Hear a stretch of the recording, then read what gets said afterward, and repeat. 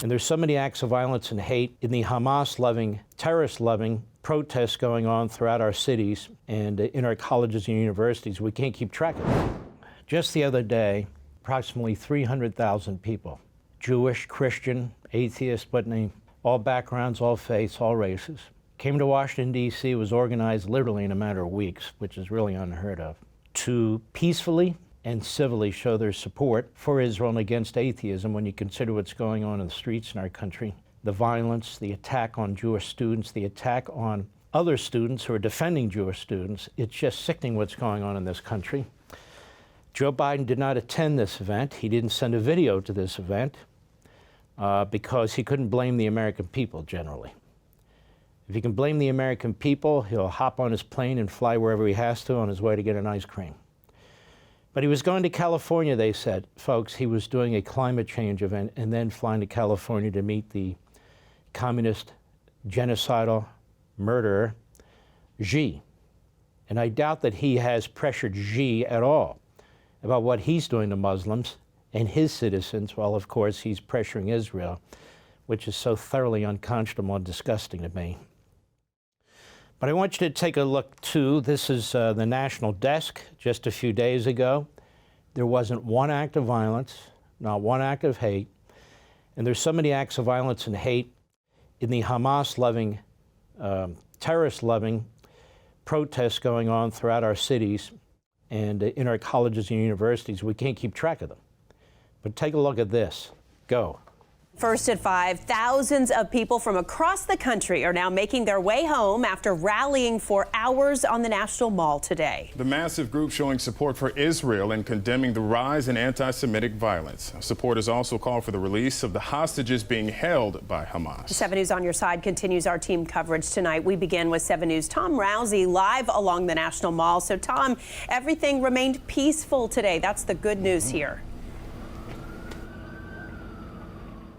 It did. There was a counter protest, which you'll see in a moment, but things did remain peaceful. Right now, the rally is over. You can see behind me, the cleanup is on here on the National Mall, where there were tens of thousands of people this afternoon. Here is some video we took while this event was going on. It was called the March for Israel, but technically it wasn't a march. It was a rally held on the National Mall here, where folks heard from speakers, everybody from celebrities to actors to preachers to rabbis during this event this afternoon. They say they had multiple purposes here. One of them was to stand with the nation of Israel, and they believe its war with Hamas right now is one of self-defense after the attack on October 7th. But one of the other big purposes for a lot of the folks I talked to who came out today, they say they want to take a stand not just against anti-Semitism. Let's stop a second as this guy rambles on. Can you pull the video back to the poster just before this one, that one right there? Look at that little girl. She's 5 years old. She's kidnapped. Kidnapped. Imagine being the parents of this 5-year-old. Just look at this little kid. And she's not the youngest. I spoke on radio the other day with an aunt where her 2-year-old and 4-year-old nieces were kidnapped, where the mother of those children were kidnapped. They think they're held separately. Where the father has been kidnapped and has not been heard from. Where the grandfather has been kidnapped and not been heard from. And the grandmother was kidnapped, and the IDF eventually found her dead on the side of the street. My great fear here is that Hamas has already slaughtered many, many of these hostages, particularly the Israeli hostages, that they have violated the female hostages and have executed some of them. Just remember what they did on October 7th. And then, of course, they'll blame the Jews and they'll blame Israel. But the point is, this is my fear. Look at this little 5-year-old. Imagine if that's your daughter or your granddaughter. And she's in the hands of these terrorists who've already beheaded babies and slaughtered them and raped little girls and so forth. What must be going through your head? What must you be thinking? You know, the other day I saw a number of these congressmen They had just viewed this 47-minute video that was done showing some of the atrocities of October 7th by the Islamo-Nazi Hamas terrorists against these Jewish civilians. Some people have seen this. Now they wanted to show it to a couple of committees of Congress. Now they want to show it to all members of Congress. And the people who came out of that meeting, they came out of that showing, the looks on their face, the disgust, the shock in their eyes, Republicans and Democrats alike, from members of Congress, I've never seen before. Elise Stefanik came out and she's almost in tears. She said the vision of what was done to these people, those videos and so forth, are forever enshrined in her mind, forever. And it's absolutely sickening what took place here. And I look at this little 5-year-old, go ahead.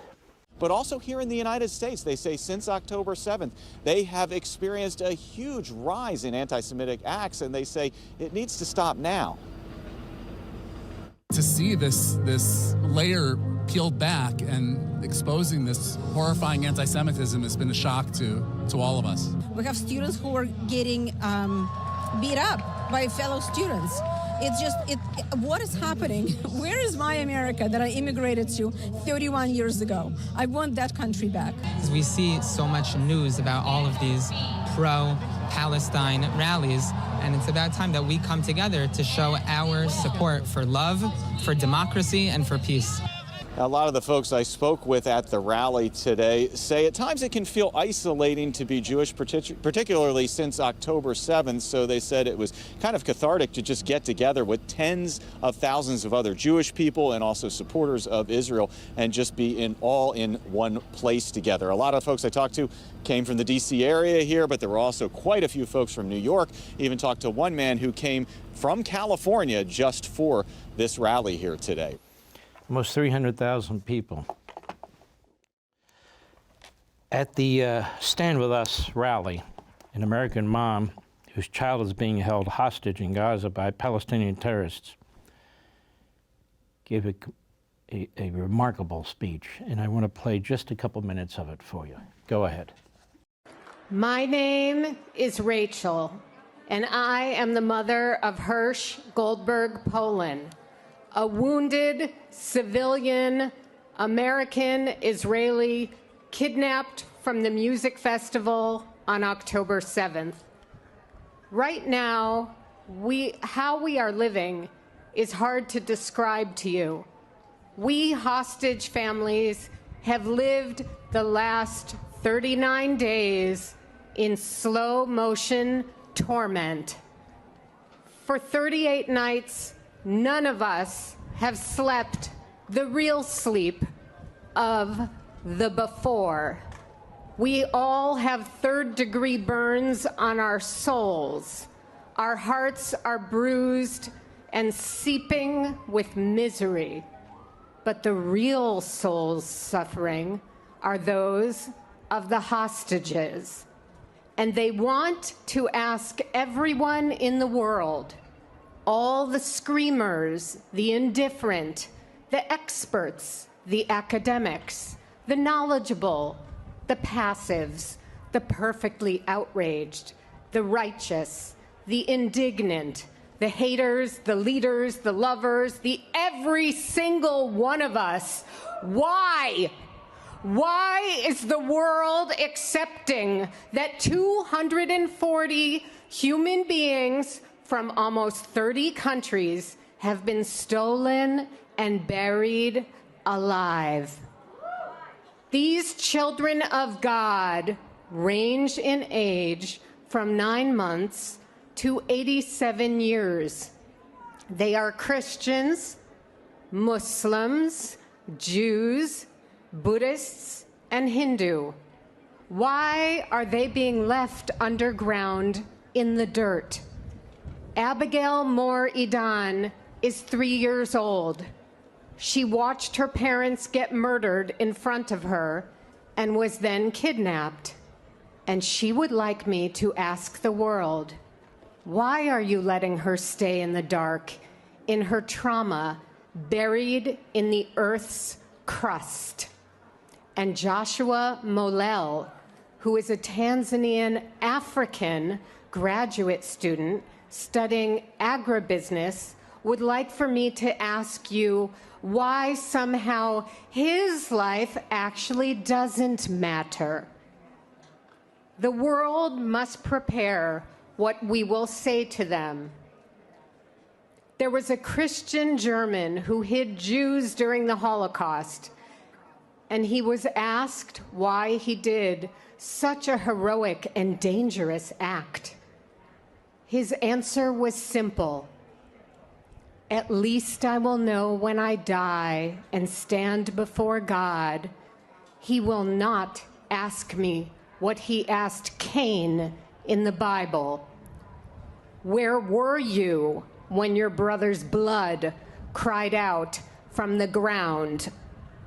What the world needs to start thinking about today is, what will your excuse be? That is one of the most profound statements I've ever heard, ever. And she's just a mother who was put into this awful, horrendous position, trying to save her son and these other hostages. For all this and much more, sign up for Levin TV.